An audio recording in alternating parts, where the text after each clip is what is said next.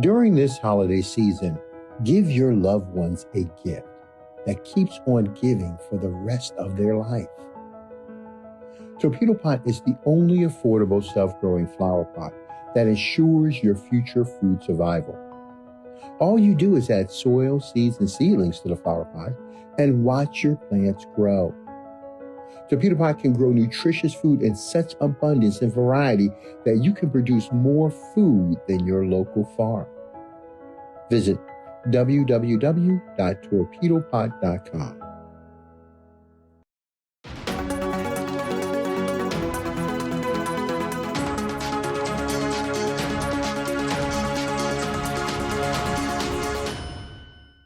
Hello fam, welcome back to the African Diaspora News Channel. I am Ongil Zalalem bringing you this report. Today's report is about Nana Akufo-Addo, the President of Ghana, telling European Union that Africans need to be self-reliant and shed the image of beggars living on charity. He said the lessons from the pandemic have reinforced the need for Africa to be self-reliant and also deal with the narrative of beggars living on charity and rather make good use of their resources. The president made these comments during his address to the European Union Parliament. He said, quote, "We need to be self-reliant and shed the image of beggars living on charity, aid and handouts, and make better and more intelligent use of our abundant natural resources in order to pull ourselves out of poverty to prosperity. These are not new aspirations. They have simply been reinforced by the lessons of the pandemic. We are not given credit for quickly following the science as recommended, when many leaders in Europe were still fighting ideological battles and seeking to lay blame on the source of the virus rather than uniting to fight it. At every stage, we in Africa have been dismayed to discover that every attempt was being made to make C-19 also an African disease. Thus, the narrative emerged that it was not really that Africans were not dying from the pandemic. We had to be covering up the true level of infections." The president is telling the truth.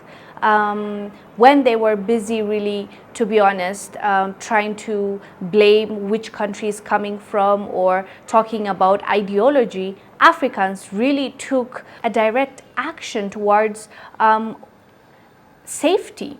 If you remember when it just first hit and people were reporting from Asia or America or European countries, Africans just literally shut down everything and started working, reverse engineering, saying like, what do we need to do, which businesses are essential, which one needs to be closed, and how do we handle this? Because we, to be honest, we feared the worst, because if this, powerful and rich countries are being hit this hard, how hard is it going to hit Africans? And the mainstream media was reporting that, ooh, it's so sad for Africans. We can only imagine how much loss, they are going to take. But, God, there's God. Let's not forget that, as well as all the things that we have put in. We have put in work. Like, let's give our governments that. They really shut down things. They made sure that people understood what it is about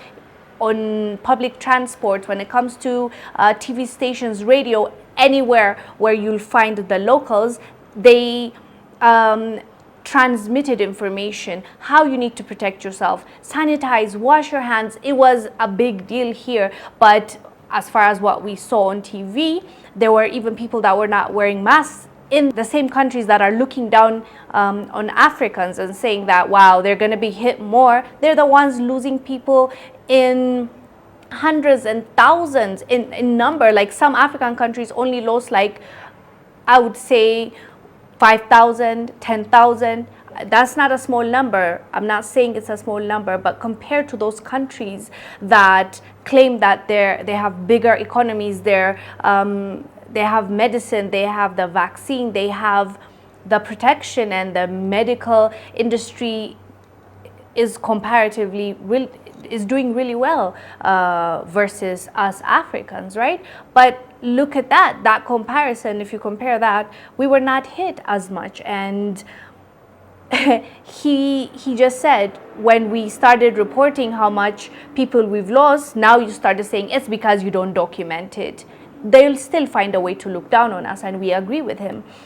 But unfortunately, one thing President Nana Akufo did that a lot of people, the diaspora communities, didn't agree with, and we have seen it, is he has declared that Ghana will be basically on lockdown. Anybody that's not vaccinated will not enter Ghana, even if you have a test that says you don't have it. Even Ghanaians can't use services and can't leave their own country without vaccination. And obviously, I don't believe that's constitutional. And I see people really upset with that decision. I don't know if they're going to change it. Kenya tried to do the same thing, but the high courts ruled that out. They said it's unconstitutional. We cannot go ahead with that, which is the right thing to do. But yeah, he has lost some kind of favoritism amongst black people specifically. President Nana, although I must admit he's a good leader so far, we've seen so many great things coming from, you know, his side. So let's see what he's going to do next, and let's hope this is not final. But Ghana has become the first country to actually take that right from you. Anyways, guys, let us know down below what your thoughts are about his speech, as well as the current law that Ghana has announced. I'm Wongel Zelalem bringing you this report. I'll see you on the next one. Bye.